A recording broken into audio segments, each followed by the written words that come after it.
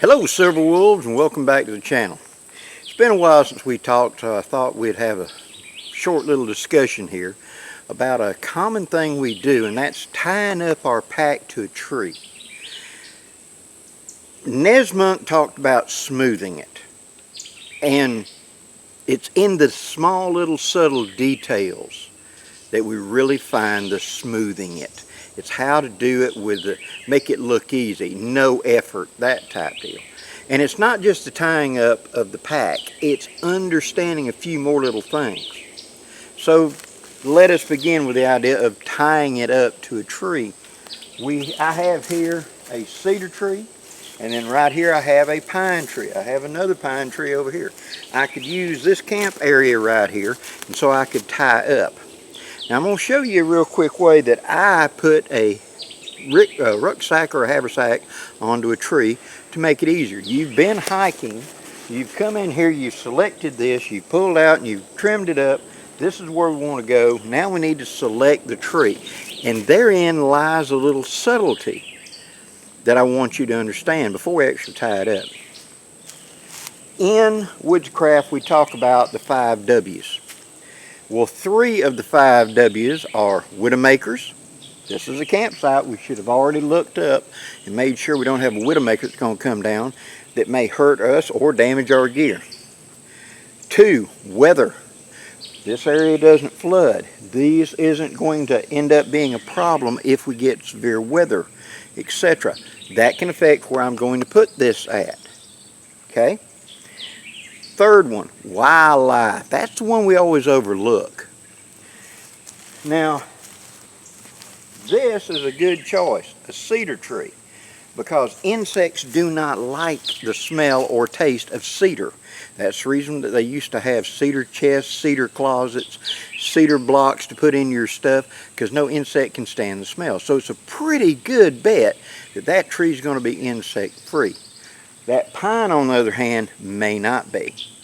Why? Because, especially the height of summer, whenever the sap's running real heavily, you can have just a line of ants going up and down that tree. Because up there in the reaches somewhere, there's a wound, there's a broke off limb, there's whatever, and there's sap coming out, and the insects actually eat it because it's sugary, it's sweet. Birches, things like that, pines can do it as well. And so you'll have a steady row, 3-lane wide highway of ants going up and down that tree. If you go and tie your rucksack to it, you can bet they're going to come in and go to exploring that rucksack too, and you're going to end up with a bunch of ants you got to deal with. So that's part 1 of wildlife. See if there's ants or stuff. 2, look around the base down here. Are there a bunch of cutting for them, hickory nuts or whatever? Meaning this could be a feeding tree for squirrels or chipmunks or other rodents that are coming here to get up there and get the nuts. If you've got your Alice pack tied on there and you've got food in it, he may go explore that. A good friend of mine had a hole gnawed into his Alice pack because he had peanut butter crackers inside the pocket of his Alice pack. And this squirrel gnawed through the hole, made a hole to get into his pack to get those crackers out. Weird stuff can happen out here. So if there's a bunch of cuttings around there, that may mean I want to be another tree. If not, how about bird droppings? This is one a lot of people forget. This may be a roost tree. And a good friend of mine, me and him were doing a 20-mile hike. And just before dark, we had got done with our hike and got to our campsite, and we were utterly exhausted. And so we'd come in and just threw up camp right quick. I mean, just tied the rucksack, put up hammocks, ate, like spam and Vienna sausage and crackers, and went to bed. We were just that tired. We didn't look around. Well, the tree that he tied to for his hammock and he put his rucksack on was where all the local buzzards like to roost. And we heard the noise of birds landing, but we didn't care. He didn't even put a tarp up. I did. But you heard something land in the tree. Okay, went to sleep.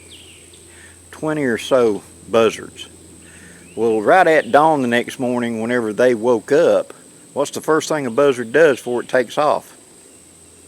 It poops.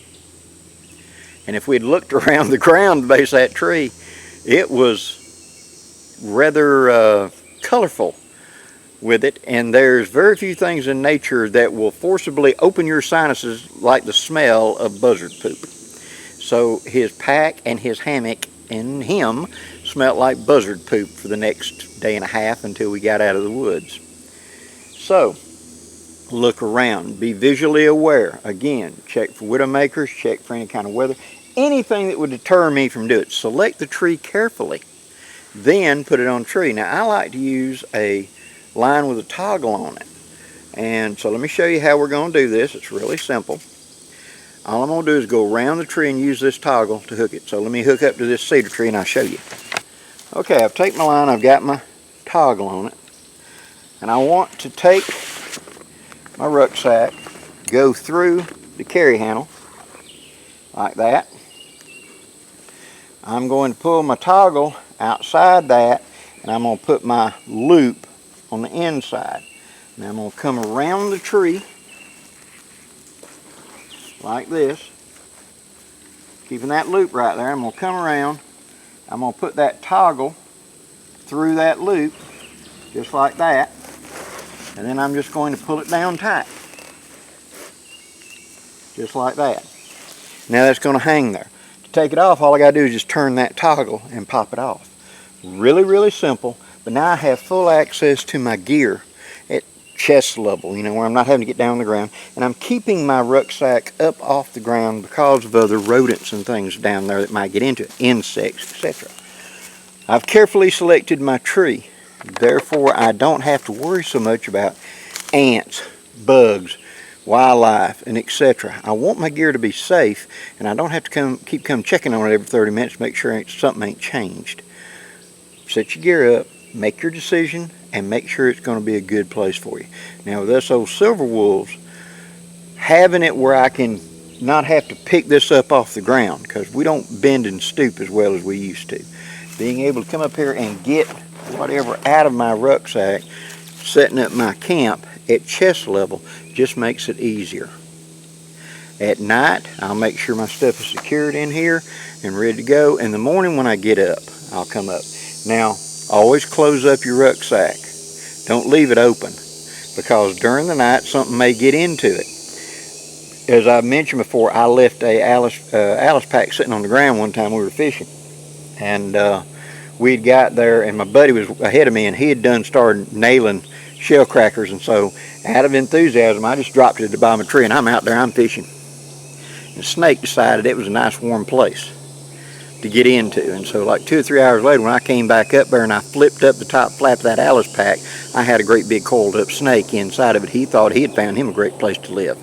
So close up your rucksacks, close up your gear, make sure it's as little problem as you can have. Hope you've enjoyed this, guys. If you have, please hit that like, share, and subscribe. I'd really appreciate it. Until next time, guys, I'm Blackie wishing you safe journeys. Have a great day, guys.